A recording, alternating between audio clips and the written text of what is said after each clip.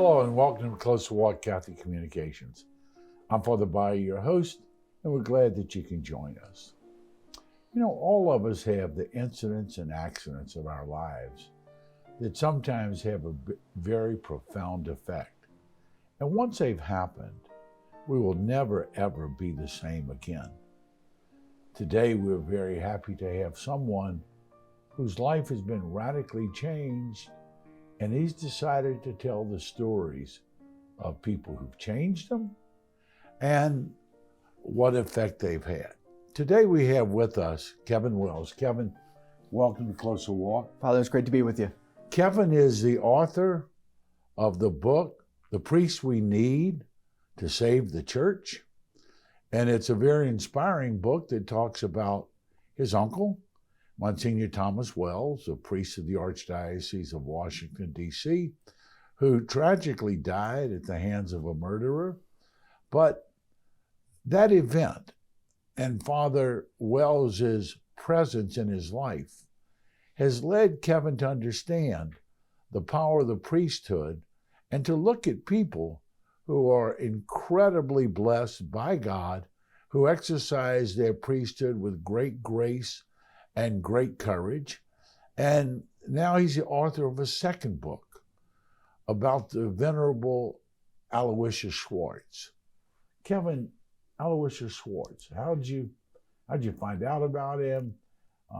What led you down this path? Yeah, Father, that's the question, right? I didn't know who the guy was. He prayed not to be known. He didn't want you to know him, didn't want me to know him.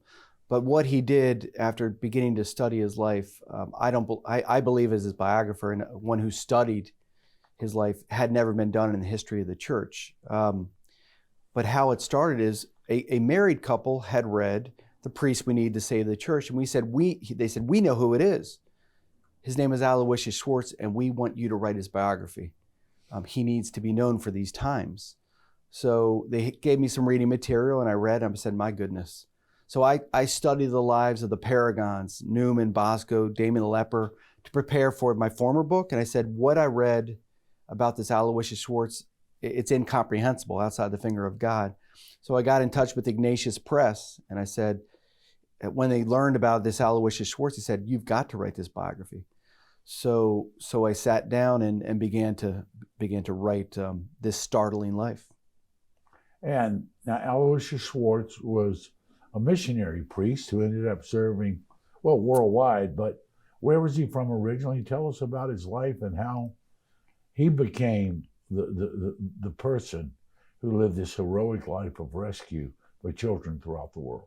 Yeah, Father, he could not have been born at a worse time. Born in 30, right when the Great Depression was sort of unfolding in America. Dad had a 5th grade education, trying to raise a big Catholic family with no money, bad job. And wrong side of the tracks in Washington, D.C. And, you know, saints are radicals, right? So as an 8-year-old boy, he began to think, I wonder if I can be a priest one day that can go to families like mine that are living in darkness, that don't always have food on the table. That sees people in the alleyways that are sort of just been thrown out of their homes. So I wanted to be a Major League Baseball player, but I knew in high school my talent level didn't match that.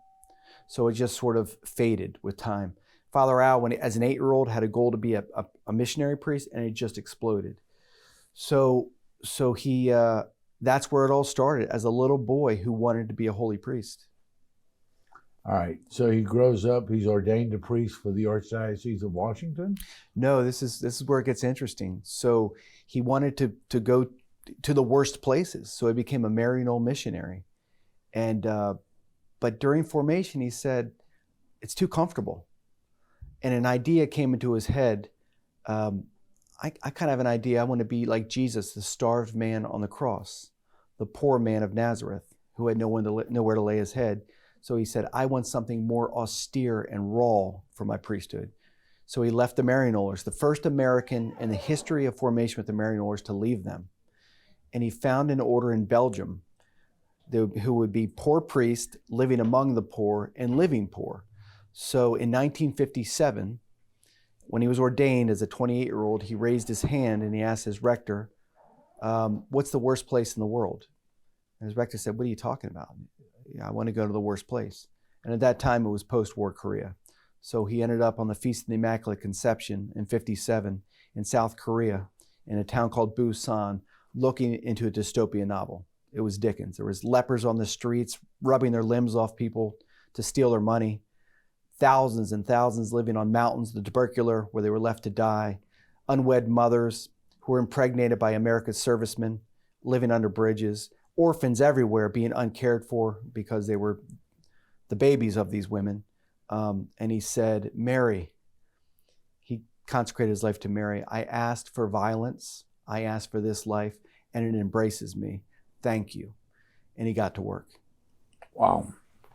You know, as I'm listening to it, and you're not aware of this, but I have a history with Mother Teresa. I worked 7 summers with her in Calcutta, ended up giving her the last rites, and, you know, had a wonderful story. And I, as a priest, and I'm telling on myself right now, because I would go there, and, you know, the rectory where I stayed with the priest, I had a door on my room, you know, and I slept on a board, you know, and I didn't have hot water, but I felt very lucky because I had a door in my room, you know, and I wasn't living in the streets. And it was what I tell people, it was the worst, best experience that I've ever had. Yeah. And, you know, and in the sense that I felt the grace of God all around me, but I just longed to have a good shower and a good bath and be clean, yeah. You know, and when I left there, first thing I did was, you know, got to a hotel and showered, you know, and then I started to miss the place. And Yeah. it was this strange grace in my life about how terrible it was and how wonderful it was. And then I'd get back to the parish, and the ladies' alt society is having an argument whether or not we're having ham or turkey for the Thanksgiving social. And you go, who really you know, who cares? And so I really understand that. And God never gave me that grace to want the worst of the worst. But Father Aloysius Schwartz did not end there. From Korea was a stepping stone, if I'm not mistaken. Is that correct? It was. Father Al chose the poor because Jesus chose the poor. So it's remarkable what he did. He knew he needed to start somewhere because it was devastation everywhere.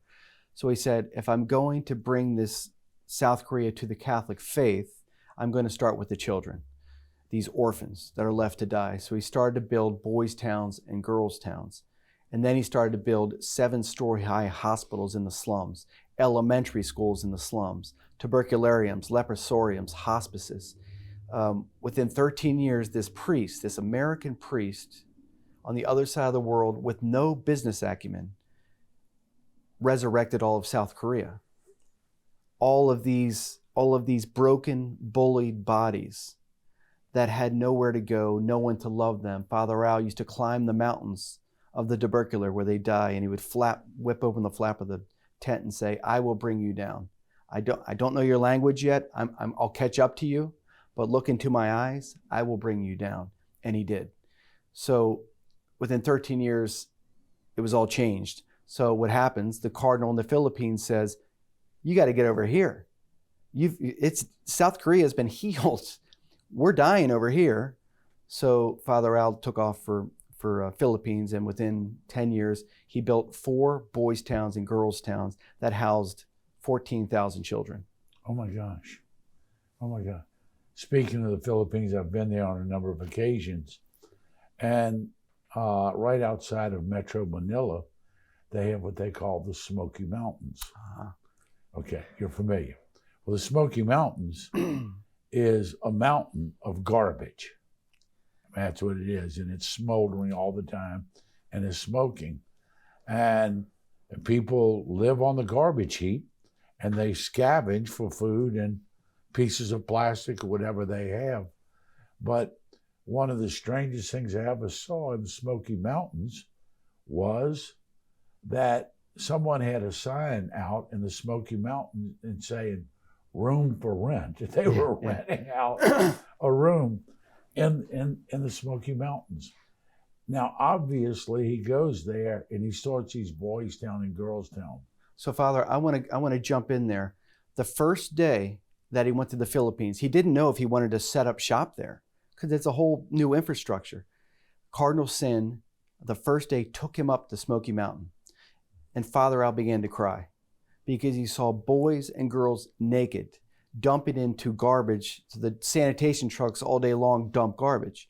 And he saw these kids risking puncturing their feet on broken nails or shards of glass or their hands. And he cried. And he said, these will be the future orchestral musicians of the Philippines. They will be the teachers. They will learn how to flush a toilet. That hand that's bleeding will flip the pages of a book. I will bring them down from Smoky Mountain. And he did. Professional athletes from the Philippines that lived on Smoky Mountain, nuns and priests that lived on Smoky Mountain, engineers, architects, teachers. He began to rebuild the Philippines because not only did he see what was going on in Smoky Mountain, but he brought them down. Now, obviously, you start Boys Town and Girls Town, you have 14,000 children. You don't do it alone. Who did Father Al engage? Father, perfect question. He knew that these bullied, battered kids needed to be mothered back to health. So he started an order of nuns. He consecrated his life to Mary, so the Sisters of Mary. So these nuns, they were his wingmen. They were the ones that would sort of get up at 5 a.m, make their holy hour, and the moment the child woke up from Boys Town to Girls Town, they had a mother, more so than a sister, they had a mother there. Hey, time for cornflakes. Hey, how'd you sleep last night? We got to pray. So these kids, even to this day, January 2022, there's 402 Sisters of Mary, and there's over 21,000 children that are being cared for by these Sisters of Mary. Wow. And he was able to build the facilities, get the facilities, start the order of religious sisters. Yes. And they're called the Sisters of Mary. Yes. Interestingly, you don't know this, but I have religious sisters working in my parish, and they're the Daughters of Mary out of the Philippines. And I didn't realize there was such a group. And what's amazing to me is how someone goes, and it amazes me that an Albanian by the name of Mother Teresa went and took over the heart and the mind of a country like she did in Calcutta. And it's amazing how whatever gifts God has given this man opens doors.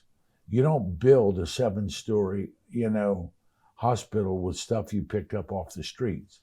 He's touched people's lives. He's made a difference, and he's affected the lives of the poorest of the poor. We're going to talk more about that when we come back. Stay with us. We'll be back. Hi, I'm Father Jeff Baye from Closer Walk Catholic Communications. Thank you for being here today, and a special thanks for the support that you give us. First of all, your prayerful support we so desperately need, and also your financial support. We are donor-driven, and that is what keeps us on the air today. As you well know, the truth is in great demand and in very short supply, and mainstream media is not going to bring you the truth of the Gospels of our Lord Jesus Christ because that's not socially acceptable and it's not politically correct. Certainly, we all realize that when this life journey's over, we don't stand before the Supreme Court, we stand before the throne of God. Therefore, with great clarity and great charity, to pronounce the truth of the gospel is important. Your prayers, your financial support enables us to do that. So we thank you, and may God bring you closer in your walk with the Lord each day. God bless you. Hello, and welcome back to Closer Walk Catholic Communications. I'm Father By, your host. We're glad that you returned.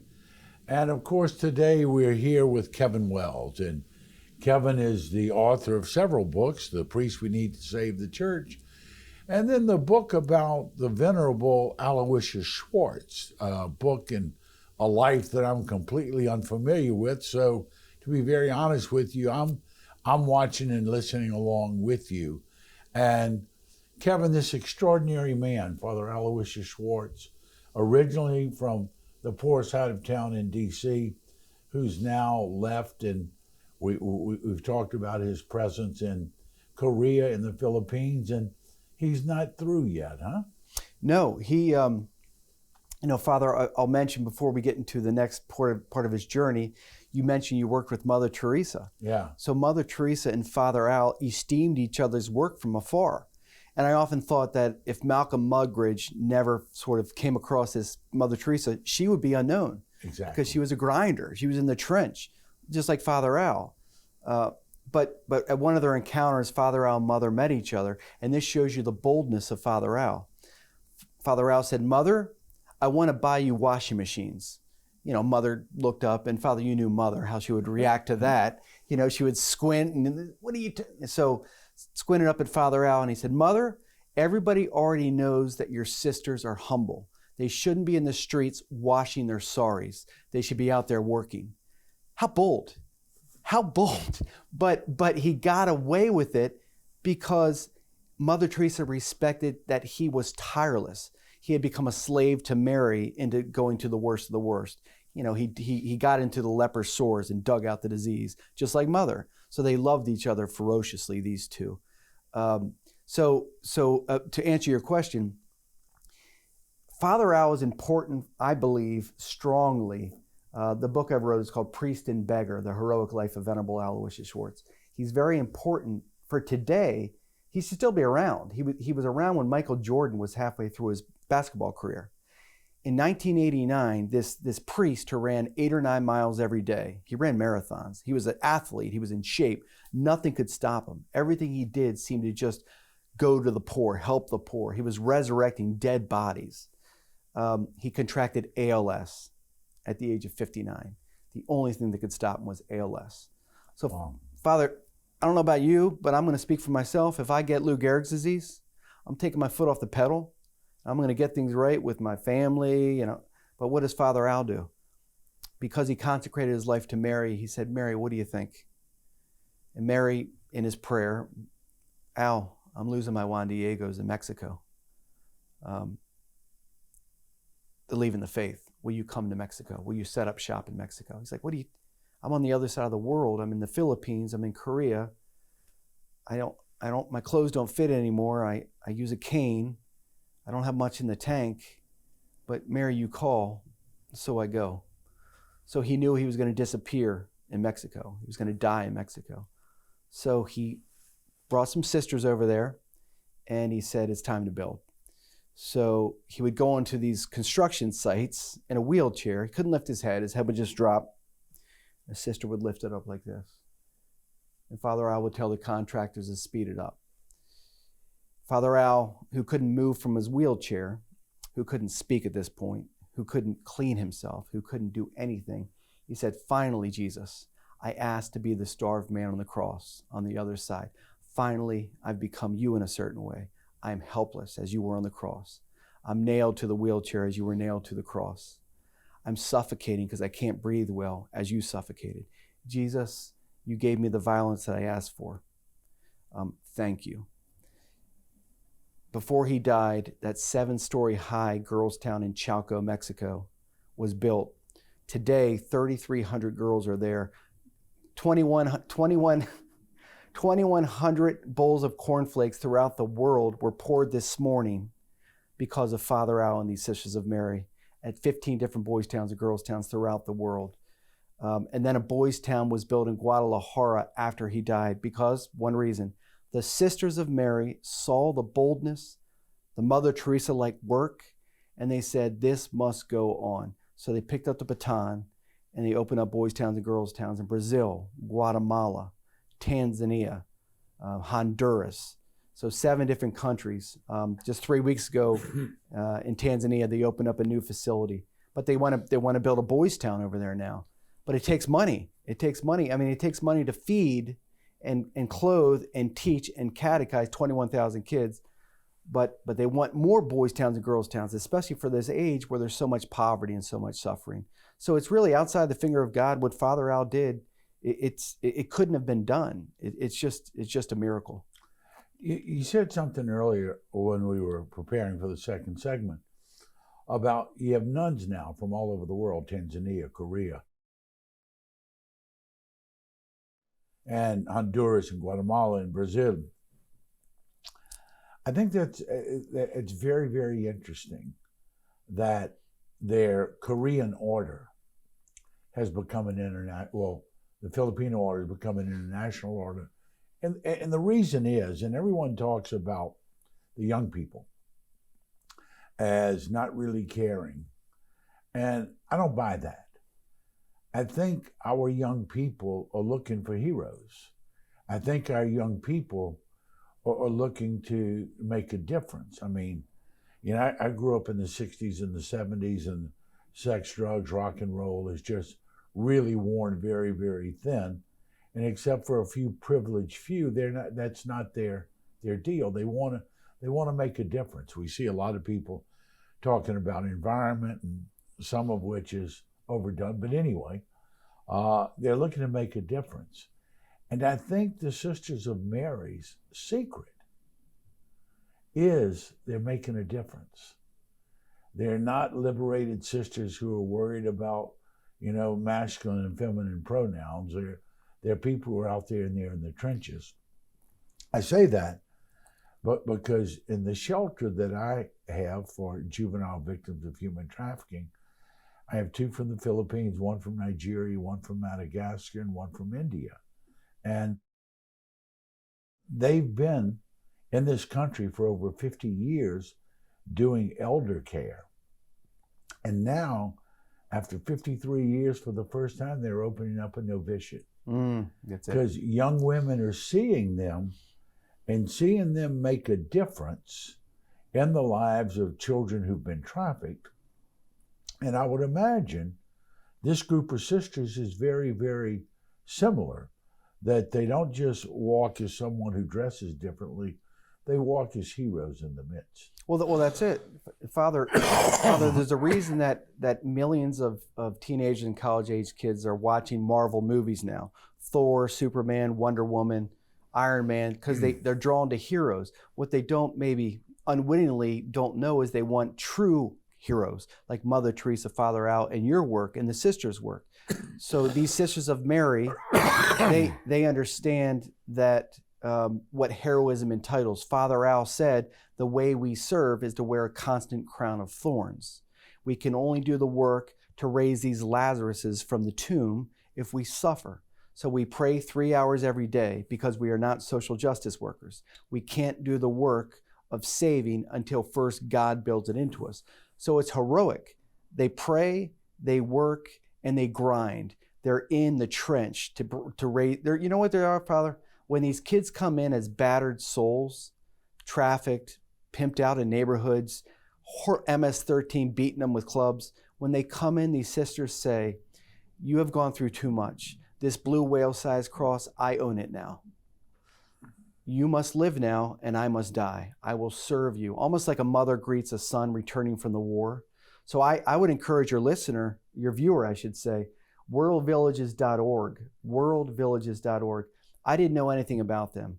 When I studied his life down in Mexico at Chalco, and I found out about this group of sisters and these kids that I believe, and I'm going to say this, I believe that they're some of the greatest Catholic missionaries in the world, because they're graduating as 18, 19-year-olds, and they're going into paganized universities, workplaces, rural villages as bright hallelujahs of Catholic hope. They are catechizing the poorest places in the world, universities. They are authentic Catholics, and they are fearless. They're fearless because they were taught about Father Al, and they see the fearlessness in the sisters. So I would encourage you, worldvillages.org, if you'd like to please help these sisters. 21,000 bowls of cornflakes, it demands some tithing, some money. Well, it does, and I'd like to pick up on that, Kevin, because as you know, and I visited in Guatemala a guy who had a place called Mi Casa, and he had like 700 kids in his care. And the deal was, I said, why didn't you do that in Long Island where you're from? And he said, because you can't do it in the United States. It's not legal. And they can put 6 or 8 kids in a room together, and the kids are so pleased that they have a bed or a mattress or a roof, where, we deal with all of the regulatory stuff here. But even here, we're donor driven. We can't do it because we don't qualify for federal monies because we don't adhere to their definition of women's health care and that sort of thing. So as Keven has told us about this worldvillages.org, this is real. This is a real deal. And I think, and Father Chuck, who works with me, says this all the time, that any child who spends time with the sisters will be changed. Their lives will be changed. And our American kids don't say, oh, thank you so much, you're the best things ever happened. They haven't been through what these kids have been through. But what the work they do is heroic. And the money they need to do it is a pittance compared to what we spend on insignificant stuff. And I try to get people, give $20 a month. You spend that at the gas station on stupid stuff after you filled up at your car. Something like $20 a month for worldvillages.org, that would be incredible. You get 1,000 people to do that. It changes lives. And where they are, they're able to catechize and do that because they're not supported by their governments. Keven, it's an incredible story. It's one that I can only imagine. I know the horrors that we have here with human trafficking, but it's nice to meet a kindred spirit who promotes the work of these wonderful sisters. Thank you, Father. Keven, thank you for being with us, and I hope God's going to continue to put on your heart more people to inform us about. Thank you for being with us. May each day bring you closer in your walk with the Lord. God bless you.